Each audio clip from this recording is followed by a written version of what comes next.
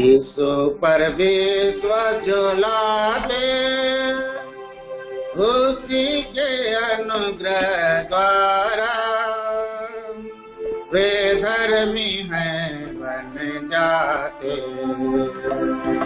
यीशु पर विश्वास जो लाते खजूर के वृक्ष के समान फूलते और फलते रहेंगे।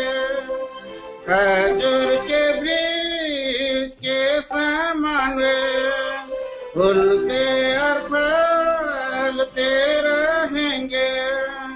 खजूर की डालियां लेके उद्धार के नारे मारेंगे। खजूर की डालियां लेके उद्धार के नारे मारेंगे।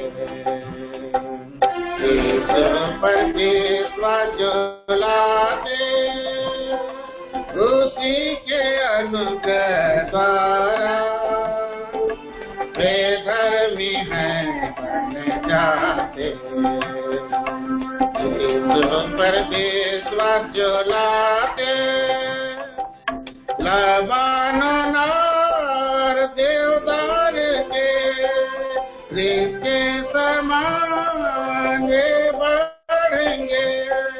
लबानोन और देवदार के वृक्ष के समान बढ़ेंगे। प्रभु के अनुग्रह ज्ञान में बढ़ते ही वे रहेंगे। प्रभु के अनुग्रह ज्ञान में बढ़ते ही वे पर विश्वास जो लाते उसी के अनुग्रह द्वारा वे धर्मी हैं बन जाते। यीशु पर विश्वास जो लाते यहोवा के भवन में रोके जाकर रहेंगे। यहोवा के भवन में रोके जाकर रहेंगे। दुखों में सहते रहेंगे बलवंत सदा रहेंगे। दुखों में सहते रहेंगे बलवंत सदा रहेंगे। यीशु पर विश्वास जो लाते उसी के अनुग्रह द्वारा वे धर्मी हैं बन जाते। यीशु पर विश्वास जो लाते परमेश्वर के आंगनों में सफल होते भी जाएंगे। परमेश्वर के आंगनों में सफल होते भी जाएंगे। प्रभु की सेवा करेंगे सदा सराहते रहेंगे। प्रभु की सेवा करेंगे सदा सराहते रहेंगे। यीशु पर विश्वास जो लाते उसी के अनुग्रह द्वारा वे धर्मी हैं बन जाते। यीशु पर विश्वास जो लाते फल देवेंगे बुढ़ापे में हरे भरे वे रहेंगे। फल देवेंगे बुढ़ापे में हरे भरे वे रहेंगे, विश्वास योग्यता प्रभु के प्रगट करते रहेंगे, विश्वास योग्यता प्रभु के प्रगट करते रहेंगे। परमेश्वर जो लाते उसी के अनुग्रह द्वारा वे धर्मी हैं बन जाते। परमेश्वर जो लाते बहती नदियों के किनारे ऋषि जो हैं लगे हुए, बहती नदियों किनारे ऋषि जो हैं लगे हुए, प्रत्येक जिनके नाम जाते हरे सदा वे रहेंगे, प्रत्येक जिनके नाम जाते हरे सदा रहेंगे। परमेश्वर जो लाते उसी के अनुग्रह द्वारा वे धर्मी हैं बन जाते। परमेश्वर जो लाते हालेलुया गीतों के साथ बलवंत प्रभु को सराहेंगे, हालेलुया गीतों के साथ बलवंत प्रभु को सराहेंगे, प्रभु के आने के लिए सदा वे बात जो देंगे, प्रभु के आने के लिए सदा वे बात जो देंगे। परमेश्वर जो लाते उसी के अनुग्रह द्वारा वे धर्मी हैं बन जाते। परमेश्वर जो लाते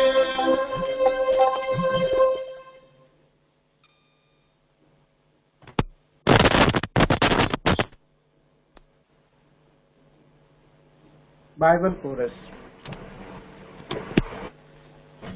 दुनिया में सबसे प्यारी पुस्तक बाइबल, दुनिया में सबसे प्यारी पुस्तक बाइबल, पढ़े जो इसको रोज बरोज Bible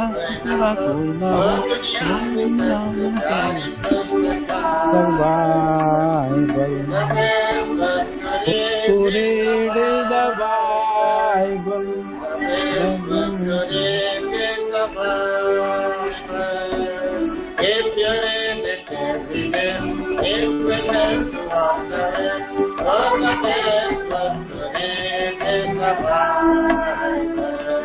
But if I say the God from Bible, but if I say the God from Bible, Anjana Patinjana, Prema Torana, oh, but if I say the God from बढ़िया में दुनिया रे सर्वश्रेष्ठ ग्रंथ बाइबल, दुनिया रे सर्वश्रेष्ठ ग्रंथ बाइबल, प्रतिदिन जे पढ़िब मार्गे भय न हेब, हो दुनिया रे सर्वश्रेष्ठ ग्रंथ बाइबल। आइए हमारे बीच में प्रभु का सी. एस. शामुएल अंकल प्रभु का वचन को लेकर के आएंगे। सबको जय मसीह की। सबों को जय मसीह की। I am so glad to be here again today evening with you all. मैं बड़े ही आनंदित हूँ संध्या के समय में आप सबों के बीच में। And we have been reading Ecclesiastes for the last few weeks. हम पिछले दिनों से सबोपदेशक की पुस्तक को ध्यान कर रहे हैं। By the grace of God, we have come to the closing of this book, that is chapter 12 today. परमेश्वर के अनुग्रह से आज ये पूरा अंतिम अध्याय को समाप्त करने पर हैं, 12 अध्याय। God willing, if God permits, we will take up some other book and meditate in the days to come.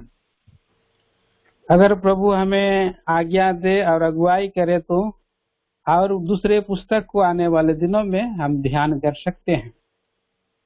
Now we'll read Ecclesiastes chapter 12 verse 1. आइए अभी हम सबोपदेशक 12 अध्याय पहला पद हम पढ़ेंगे। All together. सभी साथ में पढ़ते हैं। Remember now thy अपनी जवानी के दिनों में अपने सृजनहार को स्मरण रख, इससे पहले कि विपत्ति के दिन और वे वर्ष आए जिनमें तू कहे कि मेरा मन इनमें नहीं लगता। Our last two verses, 13 and 14. 13th verse, 14th verse also we shall read all together. आखिरी दो पद 13 और 14 भी हम सभी साथ में मिलकर के पढ़ेंगे। Let us hear the conclusion. सब कुछ सुना गया, अंत की बात यह है कि परमेश्वर का भय मान और उसकी आज्ञाओं का पालन कर, क्योंकि मनुष्य का संपूर्ण कर्तव्य ही है, क्योंकि परमेश्वर सब कामों और सब गुप्त बातों का, चाहे वे भली हो या बुरी, न्याय करेगा। May Lord bless this word and speak to us. परमेश्वर अभी पढ़े हुए भाग से हमें बातें करे, हमसे बोले। छोटी प्रार्थना। Lord, we thank you for this evening, a small gathering, George Goda and joining some people from Ranchi. I am so grateful to you for the privilege given to me to give little word, whatever I know from your word. Enable me, help me to speak out and help us to understand the spiritual matters with the Spirit of God. Remove every human thoughts and give thy thoughts from the throne of grace. Bless this word and bless this time. Bless this chapter. In Jesus' precious name we pray. Amen. आमीन। I already told you how why this book is divided into 12 chapters. मैं पहले भी बता चुका हूँ कि ये सबोपदेशक में 12 अध्याय का भाग किया गया है। Number 12 is a very significant number in the Bible. पवित्र शास्त्र बाइबल में जो 12 अंक का नंबर है, ये एक बहुत ही चिन्ह के रूप में लिखा गया है। 365 days are divided into 12 months, as we know very well. हम इस बात को जैसे जानते हैं कि 365 दिन को 12 महीने में भाग किया गया है। Jesus Christ chosen 12 disciples. प्रभु यीशु मसीह ने 12 चेलों को चुने हैं। You will hear number 12 in Revelation in many areas, many places. Number 12 you will hear in Revelation. हम और प्रकाशित वाक्य में सुनते हैं कि और कई भागों में 12 अंक वहाँ लिखा हुआ है। So wise man, wise King Solomon, while giving a wonderful message to the following generations, and his message is divided into 12 small chapters. Suleman बुद्धिमान राजा और बड़ा ही अद्भुत रीति से ये जो सबोपदेशक 12 अध्याय को इस सबोपदेशक को 12 अध्याय में विभाजित किया है। While reading, meditating these chapters these days, it is very, very relevant. It is very applicable. These COVID days, every word found to be very correct. Every word is going to happen, and every word is a very, very serious warning to me and to all of us. तो वर्तमान दिनों में ये सबोपदेशक की पुस्तक को इसलिए ध्यान कर रहे हैं कि वर्तमान दिनों में जो महामारी के दिनों में और हमारे जीवन में इसका और संबंध है, और ये बहुत ही अद्भुत रीति से हमसे बातें कर रहा है, हमें सिखा रहा है और हमारे जीवन में इसका लागू होता है। Chapter 12 is giving these concluding words, very, very important, serious words. और ये 12 अध्याय जो है, और ये जो है 12 अध्याय पूरा सारांश है, और इसमें बहुत ही प्रमुख बात है। A mother or a parent will invest upon their children, investment upon their children. माता पिता अपने बालकों के ऊपर में और लागत लगाते हैं, इन्वेस्ट करते हैं। Solomon is advising us how to invest our time, talent and treasure in the work of God. तो सुलेमान बुद्धिमान राजा बतलाता है कि कैसे हम अपने समय को, अपने बुद्धि को, अपने धन को परमेश्वर के काम में कैसे लगा सकते हैं।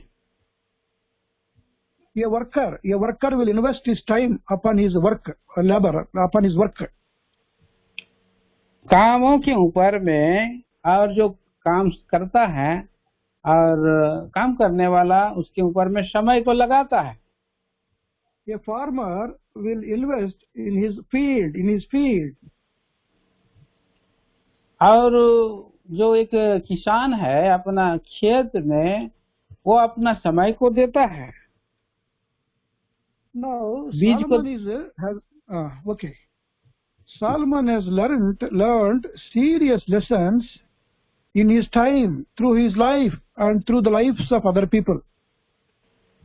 और गंभीर विषय में सुलेमान अपना जीवन में और उनके लोगों को कैसे उसको समय को देना है इस विषय में बताता है।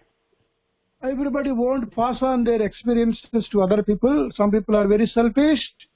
They won't pass on. But Solomon, God-fearing man, he has passed on his experience for the future generations. और प्रत्येक मनुष्य बहुत ही स्वार्थी होते हैं, अपने बातों को प्रगटीकरण करते हैं, बताते रहते हैं, परंतु सुलेमान एक अपने जीवन के अनुभव को अगले पीढ़ी के लोगों को उसने जो है बताया है।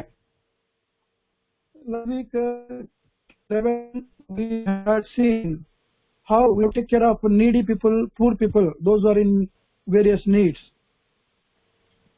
अब जो कुछ भी जो जरूरतमंद लोग हैं, जो कुछ ही आवश्यकता में पड़े लोग हैं, ऐसे लोगों की आवश्यकताओं के बारे में बताते हैं।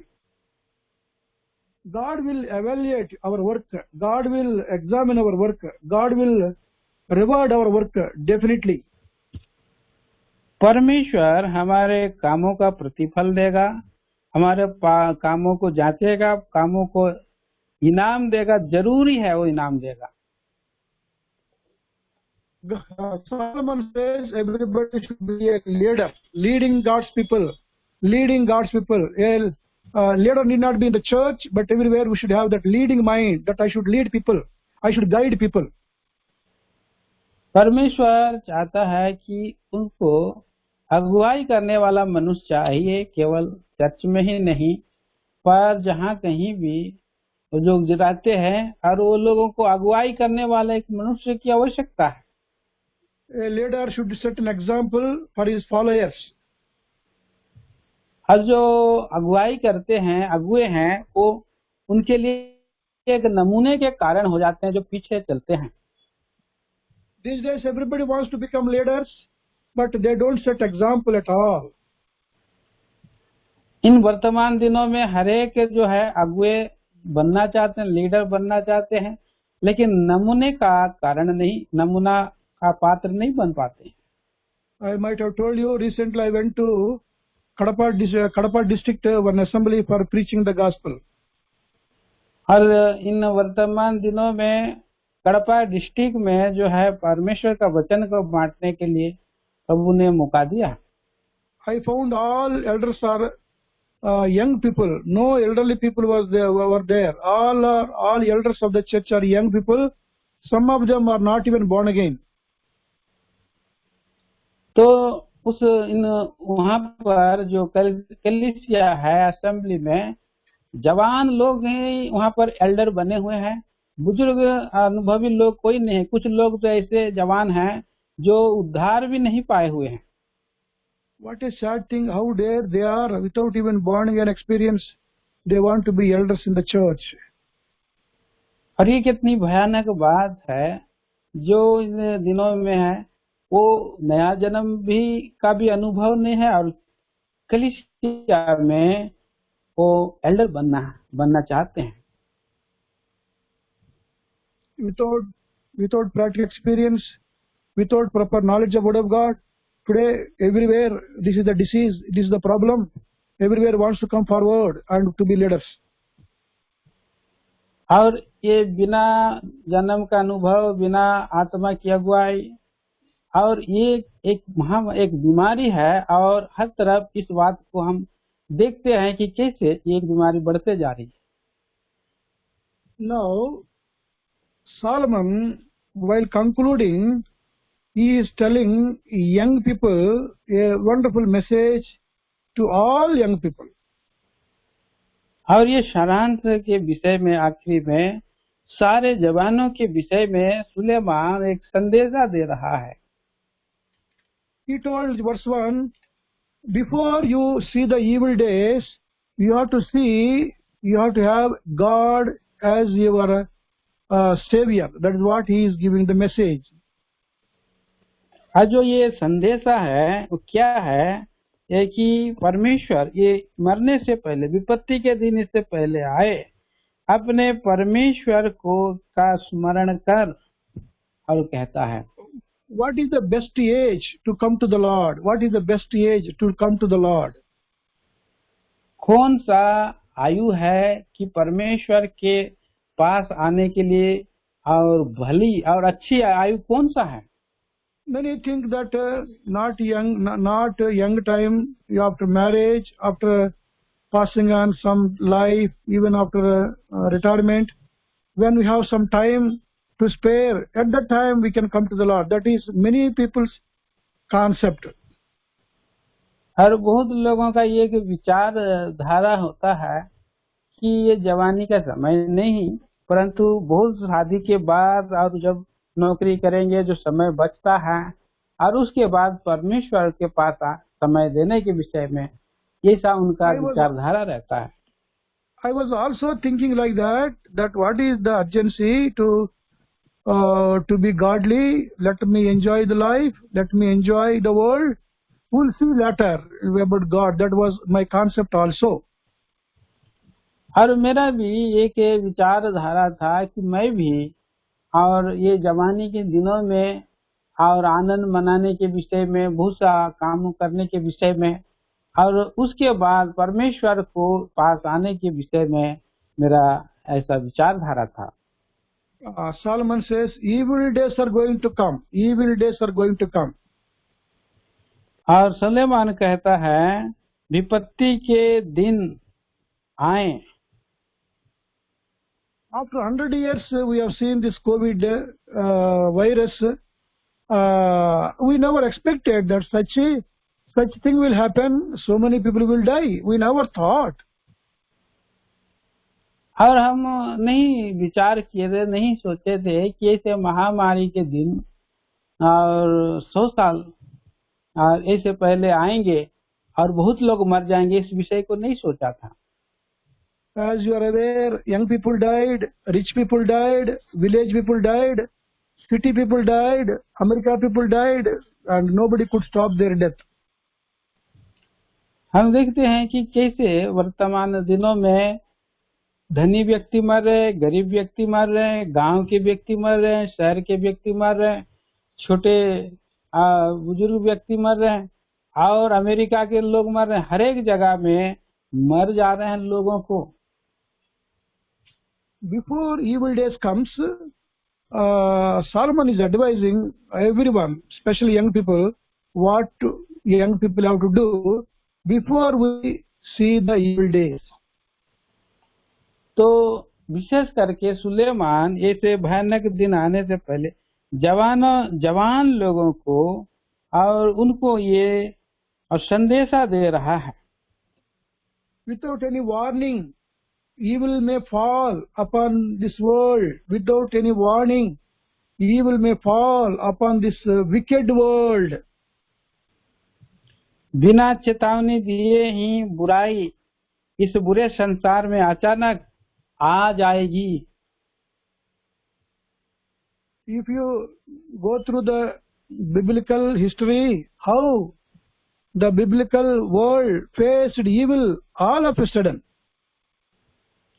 और यहाँ पर हम देखते हैं कि कैसे बाइबल पवित्र शास्त्र में लिखा है कैसे भयानक दिन और अचानक आ जाते हैं। But God keeps on warning. Without giving warning, God doesn't send any evil upon anybody. लेकिन परमेश्वर चेतावनी देता है, बिना चिताए हुए मनुष्य को कभी किसी को और उनको जो है और नहीं रुकता है। We are aware how God has punished Sodom and Gomorrah. He has warned them, but nobody bothered to come to the Lord. अब देखिए, हम देखते हैं कि सदोम और अमोरा के विषय में पहले उन्होंने चेतावनी दिया परमेश्वर ने, परंतु उन्होंने और परमेश्वर के पास मन नहीं फिराया है। During the days of Noah, Noah preached gospel for more than 100 years. Nobody believed. God had to punish the whole world except Noah family. We know very well. और इस बात के लिए भी हम जानते हैं कि नूह के दिनों में भी सुसमाचार प्रचार 100 साल तक किया गया और बहुतों को चिताया गया। केवल नूह का परिवार को छोड़ करके कोई भी नहीं बचा है, ये सब हम जानते हैं। We know the tribe of Judah in Jerusalem, how evil came suddenly upon Judah. They thought we have Jerusalem, we have God, nothing will happen to us. But suddenly Nebuchadnezzar came and carried away everybody to Babylon. और हम जानते हैं कि कैसे और यरूशलेम में और यहूदा में यरूशलेम में वे लोग सोच रहे थे कि हम लोग तो परमेश्वर के और लोग हैं और इसलिए हम पर बुराई नहीं आएगी, परंतु अचानक ही विपत्ति आ गई और नबूकदनेस्सर राजा ने सबको बंधुआई में बांध करके बेबीलोन ले गया।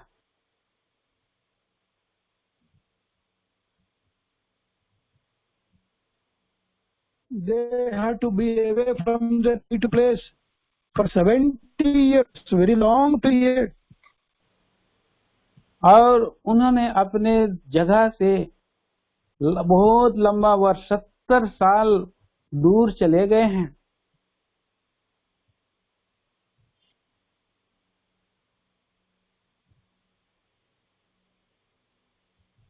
People of Judah never thought that God's punishment will come upon them so seriously, so severely. तो इन्होंने गंभीर रूप से यहूदा के लोगों ने कभी सोचा नहीं था कि परमेश्वर का क्रोध अचानक उन पर आ पड़ेगा।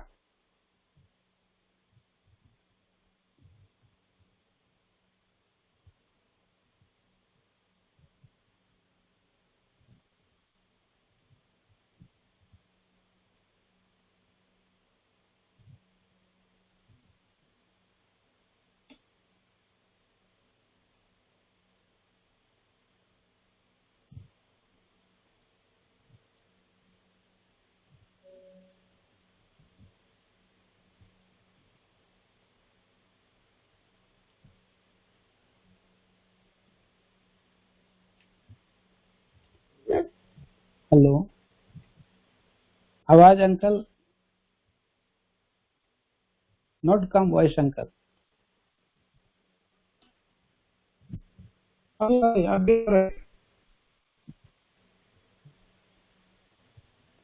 हेलो,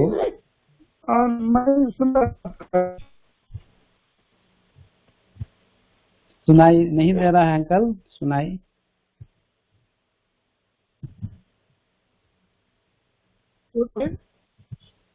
हाँ हाँ बोलिए। Now, Yoda people never thought that such a severe punishment will come upon them suddenly upon the whole Jerusalem and Judah.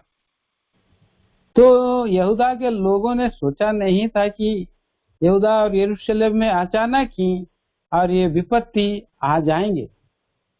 But God has warned them sufficiently. They have not taken God's warning. लेकिन परमेश्वर ने उनको पहले चेतावनी दिया था बंधुआई में जाने से पहले। But if you do Revelation, God has given a further warning that God's wrath is going to fall upon the whole world suddenly. और देखिए, लेकिन इसी तरह से पूरा और महामारी के दिनों में भी परमेश्वर का और जो क्रोध है अचानक सारे पृथ्वी पर आने वाला है, आ गया है। In spite of God's warning, people, priests, are princes. None of the people are really serious about this warning. हाँ अंकल, आवाज वॉइस कट रहा है। ठीक है, हाँ अभी ठीक है। हाँ बोलिए, फिर से बोलिए uncle. Even God has warned about the future. God's wrath. In book of Revelation, God has clearly warned this world. और प्रकाशित वाक्य के पुस्तक में हम पढ़ते हैं कि परमेश्वर का क्रोध आने से पहले वहाँ चेतावनी दिया है।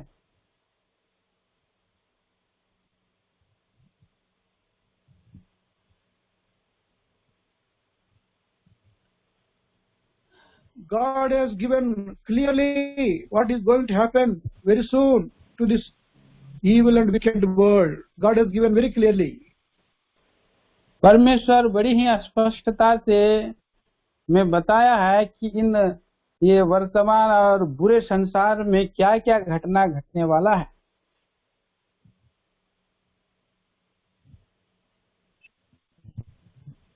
Ecclesiastes chapter 1, he says, you be prepared to face the evil or wrath of God of this world. And every individual has to prepare himself or herself. देखिए, यहाँ सबोपदेशक 12 अध्याय का पहला पद में इसलिए वो तैयार रहने के विषय में बोल रहा है कि अपने जवानी के दिनों में अपने सृजनहार को स्मरण रख, इससे पहले कि विपत्ति के दिन आए, वे वर्ष आए जिसमें तू कहे कि मेरा इसमें मन नहीं लगता।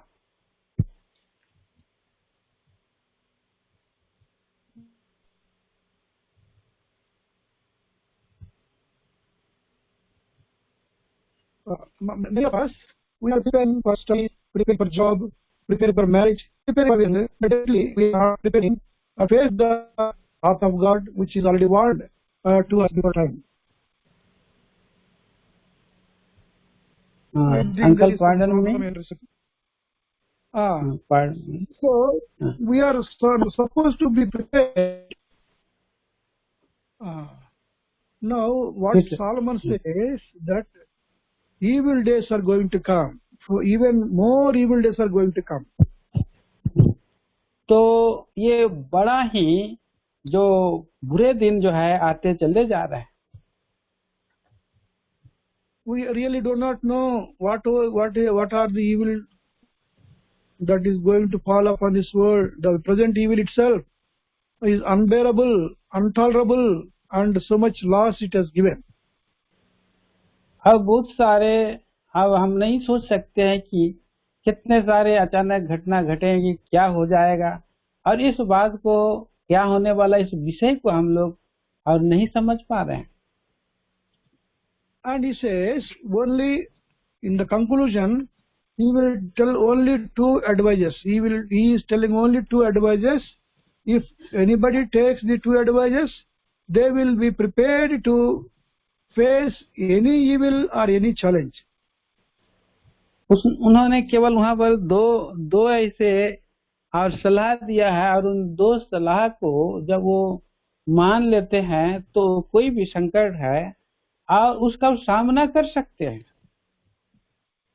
One thing he told, fear God, fear God. पहला विचार है वो परमेश्वर का भय में रहें, परमेश्वर का भय माने. And do what he says. Only two things. And do what he says. और दूसरा, और वो क्या कहता है वो विचार. He is telling in his all closing only two small things: fear God and do what he says. That's all. और दो बात ही वो कहता है कि परमेश्वर का भय मान और उसकी आज्ञा का पालन कर. It sounds very easy, but it is not so easy to fulfill these two words.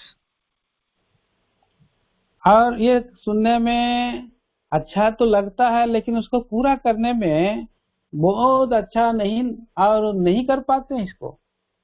He has given freedom to youth, young people. Do whatever you want to do. That's what he said. Do whatever you want to do. That such freedom he has given to young people. और ये जो है, क्या ये स्वतंत्रता दिया है, जो कुछ तुम करना चाहते करो, इस बात को क्या ये स्वतंत्रता दिया है जवानों को? Today, no parent gives such a freedom to their children. They always be after them. Where are they going? What are they doing? That is the discipline they enforce upon their children. We know. हम जानते हैं कि, और उनके जो माता पिता होते हैं बच्चों के ऊपर में इतना सारी स्वतंत्रता नहीं देते हैं. कौन सा कहाँ जा रहा है, क्या कर रहा है, ये इस बात को पूछते हैं. But Solomon says, "Oh young man, do whatever you want, go wherever you want, whatever you want to do it." He says.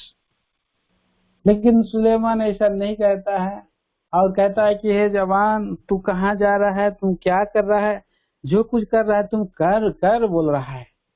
That is the age, youth age. We would like to be independent. Whatever we want, we have in our heart, we would like to do. That is the age we tend to do. Everyone do like that.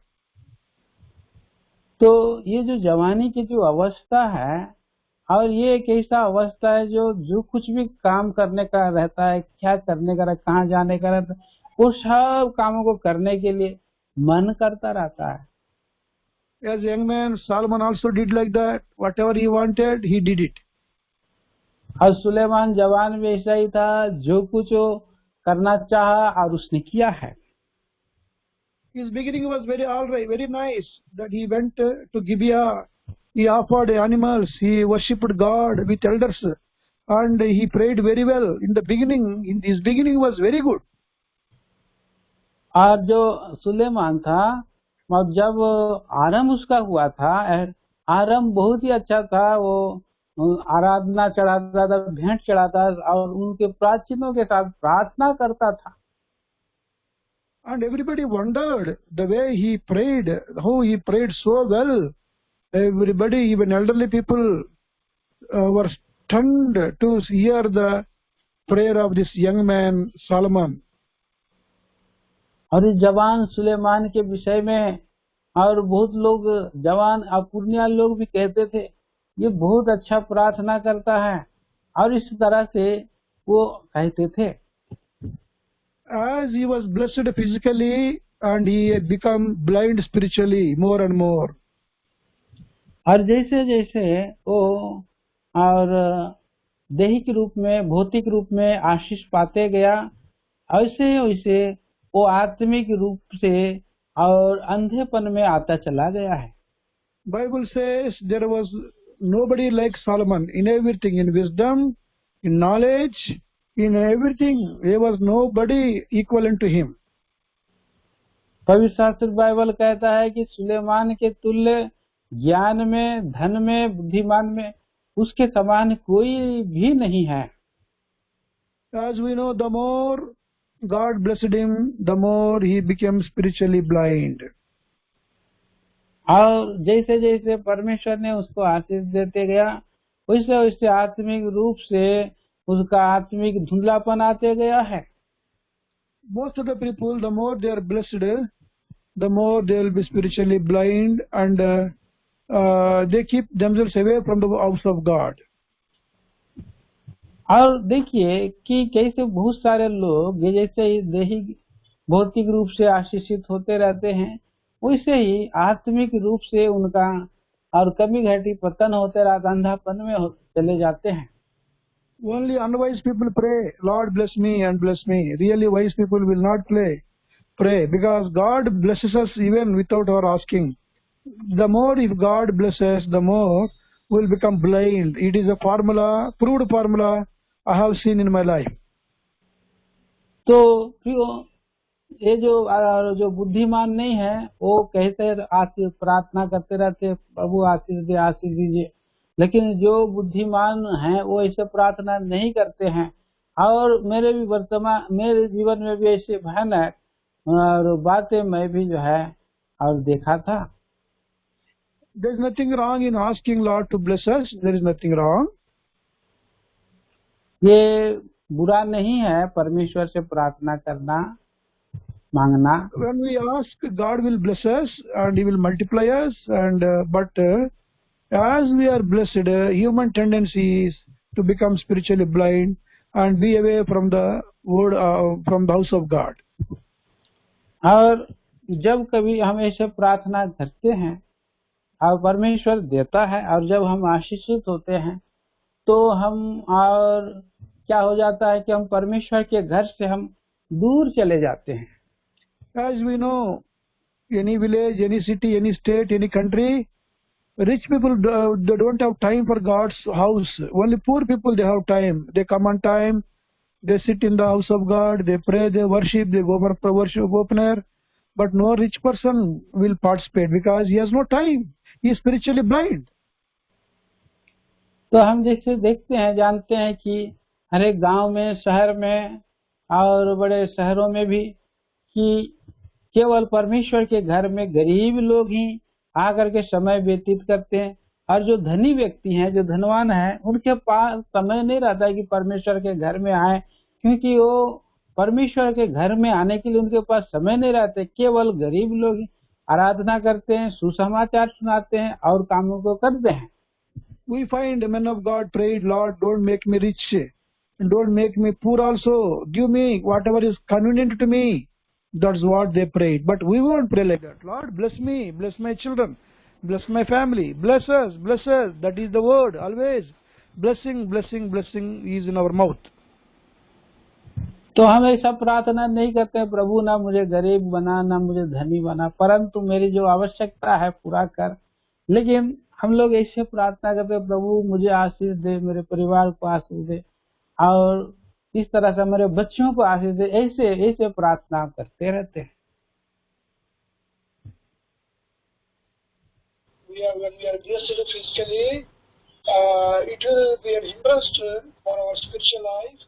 So, men of God, wise people, they prayed, Lord, give me sufficient food. Don't make me rich. That's how wise people they prayed. तो बुद्धिमान लोग इस रीति से प्रार्थना करते हैं, हमें जो भौतिक आशीष मिलती है और उससे हमारी आत्मिक क्षति होती है, इसीलिए जो बुद्धिमान लोग इस रीति से प्रार्थना करते हैं, प्रभु मुझे मेरी आवश्यकताओं को पूरा करें। In the case of Solomon, himself has gone through this process. That's why he is giving the warning to our next generations. Don't pray for riches. Don't pray for blessings. Pray for spiritual blessings. That is so important than all the worldly earthly blessings. और इसी रीति से सुलेमान भी अब सिखाता है, समझाता है और लिखा है इसलिए कि आने वाले लोगों के लिए कि ऐसा ना और आत्मिक बातों के विषय में ही और प्रार्थना करना है। Sometime back, one uncle came from America to Hyderabad for youth camp. और कुछ समय पहले अमेरिका से जवानों की सभा के लिए हैदराबाद एक अंकल आए थे। You know what he told? You young people, you may be very eager to go for engineering, medicine, lawyer, such a CA, such a lucrative jobs, doctor. You have such a great desire. You know that? Definitely you have desire. That's what today's trend everywhere. और वो जो जवान लोग हैं क्या करते हैं, जो इच्छा रखते हैं कि नौकरी करने के लिए, इंजीनियर बनने के लिए, डॉक्टर्स बनने के लिए और इधर उधर और भी नौकरी करने के लिए, लेकिन इधर उधर वे लोग बिखर जाते हैं। But if you want to serve God, all these big jobs will be great hindrance.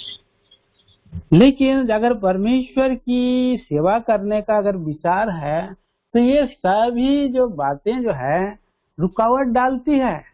You become a carpenter, you become a painter, you become a fitter, so that you can live somehow and you can give time to God. That's what he told. I really wondered. Now I'm understanding.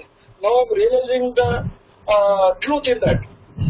और ये बात के लिए मैं आश्चर्यचकित हूँ और आश्चर्यचकित हो गया। और उन्होंने कहा कि बड़े बड़े नौकरी के बजाय छोटे छोटे जो नौकरी हैं, चाहे वो बढ़ाई हो या पेंट करने वाला काम हो, और ये सभी कामों को छोड़ करके कभी भी प्रभु की सेवा में वो आ सकते हैं। Somehow we can live, but we can spare time to serve God. That's what he meant. और उनका विचार रहता है कि जो कुछ वो काम है उसको छोड़ करके परमेश्वर के लिए वो समय दे सकते हैं, निकाल सकते हैं, सेवा कर सकते हैं। Today nobody prays like that. Nobody chooses to be a carpenter. Everybody wants to be a doctor, a lawyer, eminent scientist, or engineer, and many things. But there is nothing wrong. But there weren't any time to serve God. तो क्यों तो आज ऐसा प्रार्थना कोई नहीं करता है। वो ऐसे प्रार्थना करता है कि इंजीनियर बने, डॉक्टर्स बने, ऑफिसर बने और बहुत कुछ काम करे, और इसके कारण से वो परमेश्वर की सेवा के लिए समय नहीं निकाल सकता है। Solomon, when he acquired all the knowledge, such a knowledgeable person, such a wise person, and he became spiritually blind in the end of his life. और सुलेमान इस रीति से कितना बुद्धिमान व्यक्ति, कितना भला और अच्छा व्यक्ति था, और परंतु अंत के दिनों में हम देखते हैं, जीवन के अंत के समय में वो अंधेपन में आ गया है। So coming to the chapter 12, the message of Solomon in chapter 12. और हम मैसेज संदेशा में आते हैं जो सुलेमान का समुपदेशक 12 अध्याय में। He says, "Oh young man, do whatever you want, go wherever you want. But understand, last verse says, remember that God will bring everything into judgment. Don't forget." और वहाँ पर कहता है कि जो जवानी के दिनों में जो कुछ तू करना है कर, परंतु एक बात का ध्यान रख कि परमेश्वर तेरे कामों का न्याय करेगा। The moment we say judgment, that means after judgment is the punishment. हर जो समय जो न्याय का और आता है उसके बाद क्या होता है, दंड का समय आ जाता है। God will bring everything into judgment. What I did, what I have seen, what I uttered, how I use my time, how I use my money, how I use my talent. God, Solomon says, God will bring everything into judgment. Beware, be careful. और इस बात के लिए सावधान रहना है कि जैसे अगर परमेश्वर न्याय करेगा तो सब बातों का, जो कुछ हम बोलते हैं, जो कुछ हमारा है, जो हम समय और धन और सब बातों का परमेश्वर न्याय करेगा। God won't forget it. God won't leave anything. Everybody has to give account about himself, about herself. Everybody has to give account about themselves. और इस बात के लिए सावधान रहना कि प्रत्येक व्यक्ति अपने अपने और कामों का उन्हें लेखा देना पड़ेगा। And as believers, as preachers, we are more accountable to God than other worldly people. संसार के लोगों से ज्यादा विश्वासी लोग परमेश्वर के लोगों का परमेश्वर न्याय मांगे, लेखा मांगेगा। Whether it's good or bad, he says, verse 14, God brings everything into judgment. और ये जो 14 पद में कहता है, भूले बुरे और भले सब बातों का परमेश्वर न्याय करेगा। Above all, he said, every secret thing, with every secret thing, God will bring it to light. और जो कुछ भी जो छुपा हुआ है, रहस्य बात है, सब बातों को परमेश्वर प्रकाश में लेकर के आएगा।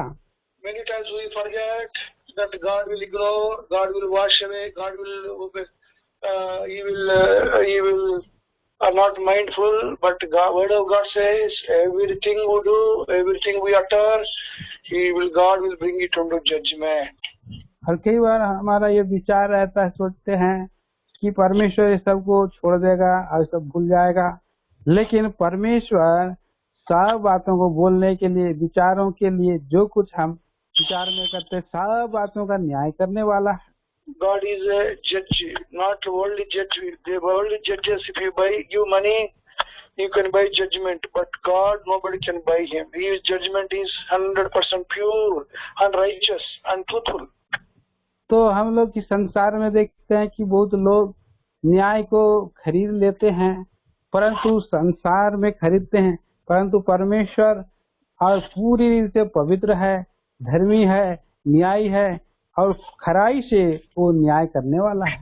While reading verse 14, I was really scared. If God brings all my acts, all my life into judgment, the punishment is going to be so high. I cannot bear the punishment. But thank God, Jesus Christ came to this world and he has taken my judgment and my punishment. हम देखते हैं जो ये 14 पद के अनुसार जितने सारे काम है, इन सब कामों और गुप्त बातों का परमेश्वर न्याय करेगा, न्याय करने वाला। लेकिन हमारे पापों के लिए धन्यवाद देते हैं कि प्रभु यीशु मसीह, हम इस पापों को उठा नहीं सकते थे, प्रभु यीशु मसीह ने हमारे पापों का दंड को उठाया है। And he says, verse 13, only two things he says, fear God and keep his commandment, means obey him. Only two things he's asking the whole humanity, everybody, whether young, old, Christians, non-Christians, whoever they are, God is asking only two things to do for God. तो यहाँ पर 13 पद में हम देखते हैं, सब उपदेशक 13 पद में यहाँ लिखता है, सब कुछ सुना गए सभी लोगों के लिए, चाहे प्रभु के लोग हो या नहीं हो, जवान हो, बड़े हो, छोटे हो, सभी लोग हैं। दो बातों के विषय में कहता है, परमेश्वर का भय मानना है और परमेश्वर का आज्ञा का पालन करना है। After telling so many verses in 12 chapters, he is concluding with two small words is concluding. बहुत सारी बातें इस 12 अध्याय में छुपा हुआ है, परंतु सारांश के रूप में दो शब्द हैं, दो पद हैं। What is that? Fear God. पहला क्या है? परमेश्वर का भय मान। Number 2, keep his commandment. That means obey what he says. What he says, obey. और दूसरा, आज्ञा का पालन कर। इसका मतलब है कि जो कुछ कहता है उसको मान लेना है। For this is the whole duty of man. That's what he says. और वो कहता है इसलिए क्योंकि परमेश्वर का संपूर्ण कर्तव्य यही है। It looks so small, very simple, but it is not so easy to fulfill these two demands from God. और ये जो बहुत ही साधारण लगता है, सिंपल लगता है, लेकिन ये एक बहुत जो मांग है, ये बहुत बड़ा और कठिन काम है। We fear for many things in this world, but fear of God is very, very little in my life or in our lives. हमारे जीवनों में दुनिया के और बातों के लिए तो बहुत भय रहता है, लेकिन परमेश्वर का भय मानने के लिए हमारे पास हम थोड़ी से भय मानते हैं। Fear means not that you should tremble before Him, but you should be mindful of God. God is before me, He is looking at me, He is listening all words.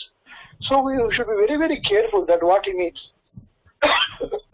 तो ये भय मानने का मतलब कोई भयानक बात नहीं है, परंतु भय मानने का मतलब है कि हम परमेश्वर के प्रति हमारा मन ध्यान रहना है, ये सोचना है कि मुझे परमेश्वर देख रहा है, मेरे शब्दों को, मेरे बातों को वो सुन रहा है और उसके अनुसार वो देता है।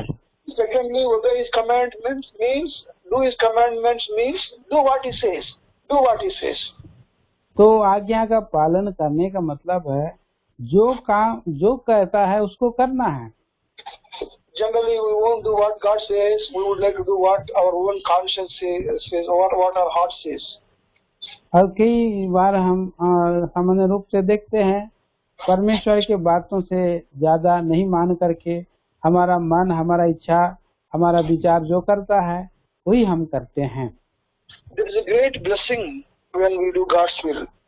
ये बहुत बड़ा आशीष का कारण है जब हम परमेश्वर की आज्ञा को मान लेते हैं। Many people, they fail to do God's will in our marriages, in the marriages of our children. We search for ourselves. We see many external things. Very few people, they pray for God's will. तो बहुत सारे लोग जो है इस बात के लिए और फेल हो जाते हैं कि शादी के विषय में और अन्य विषय में उसको नहीं मानते हैं, और थोड़े ही लोग हैं जो इस रीति से परमेश्वर का बात को मानते हैं। As we are aware, Bhaksing used to emphasize how to do God's will. Bhaksing's whole desire is to know God's will and do God's will. और परमेश्वर का दास भाई बख्शिंग के हम इस पुस्तक में भी देखते हैं कि कैसे परमेश्वर की इच्छा को कैसे पूरा करें, और परमेश्वर का दास भाई बख्शिंग का यही एक जीवन का उद्देश्य था कि परमेश्वर की इच्छा को जानना है और उसको पूरा करना है। Whether there is a prosperity or there is a poverty, whatever it is, if you do the will of God, we will be satisfied in our lives. चाहे हमारे जीवन, हम धनाढ्य का जीवन हो, बढ़ती का जीवन हो, चाहे हम लोग दरिद्रता का जीवन क्यों ना हो, परंतु हर परिस्थिति में अगर हम परमेश्वर का इच्छा को पूरा करते मानते हैं तभी हमें शांति मिलती है, तृप्ति मिलती है। Having burnt his own fingers, spoiling his own life, Solomon is advising all the future generation, do only two things, young man.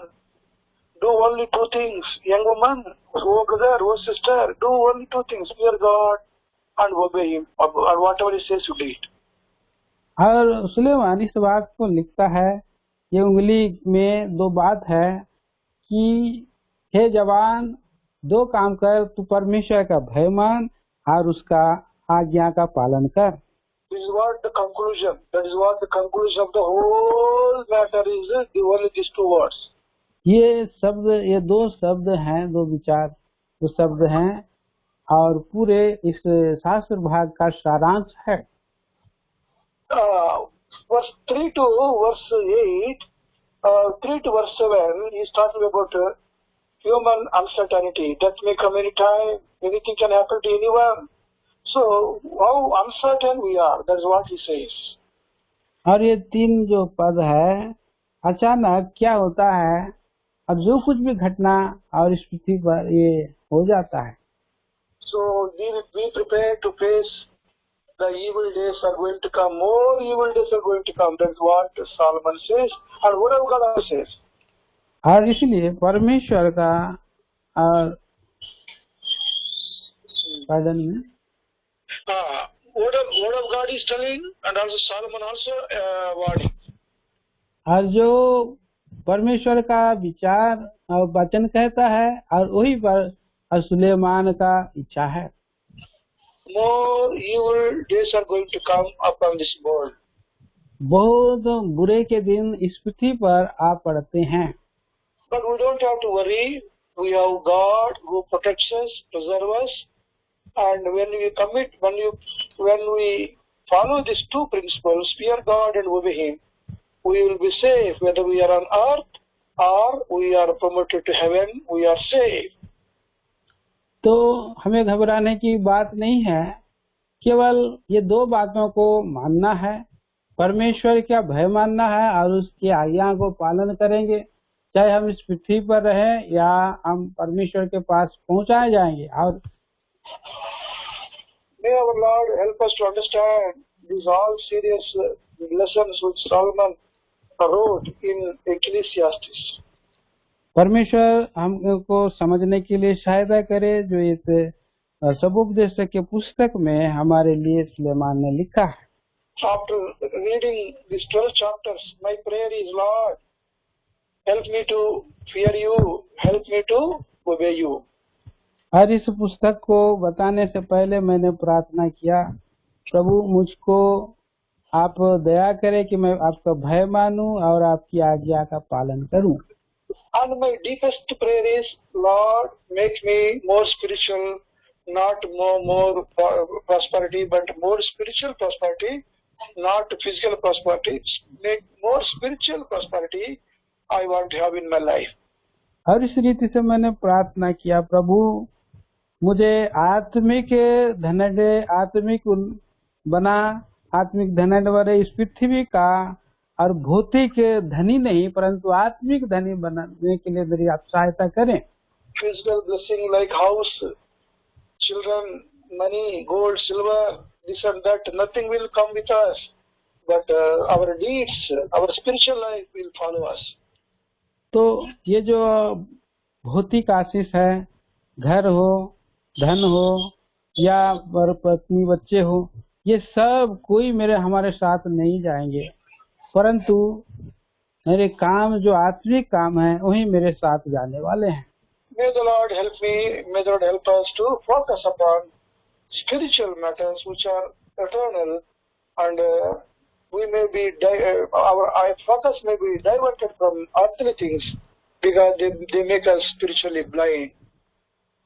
तो प्रभु हमारी सहायता करे कि हमारी जो दूरदर्शिता है और दृष्टिकोण है कि आत्मिक बातों के ऊपर में हमारा ध्यान केंद्रित रहे, भौतिक बातों से हम बच सकते। May our Lord bless this little word. प्रभु इन थोड़े से विचारों को हमारे लिए आशीष करे। God willing, next week we'll take up some other subject as Lord enables and meditate the word as God enables us.